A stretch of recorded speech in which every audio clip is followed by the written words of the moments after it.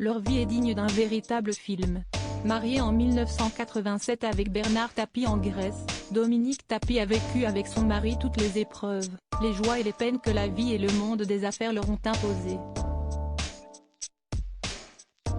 Mais tout ça s'est arrêté une nuit d'automne 2021, le 3 octobre. En effet, le businessman s'éteint après plusieurs années d'une bataille acharnée contre plusieurs cancers. Une épreuve pour Dominique, qui se retrouve à devoir gérer un deuil difficile et très médiatique, comme elle le raconte dans son livre, Bernard, la fureur de vivre, sorti ce mercredi. D'autant plus que la mère de Laurent, 48 ans, et Sophie, 34 ans, qui était invitée dans C'est à vous, n'a pas pu vivre les derniers instants de son mari. Malheureusement, je n'étais pas là pour. Enfin j'étais là mais j'étais endormie, j'étais tellement fatiguée. Mais je n'ai pas eu son dernier souffle, j'aurais voulu le prendre dans mes bras.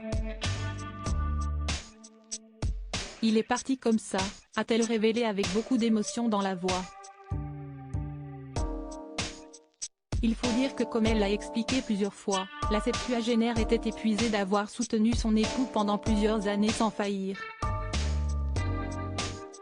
J'étais dans le déni le plus total et n'imaginais même pas qu'il puisse mourir de cette façon, malgré la dégradation de son état physique. Je ne l'ai pas quitté du tout. On n'a pas eu une aide ou une infirmière qui ait pu rester, sauf la dernière nuit parce que le professeur Spanou, l'oncologue de Bernard Tapie, note de la rédaction, avait sans doute anticipé que.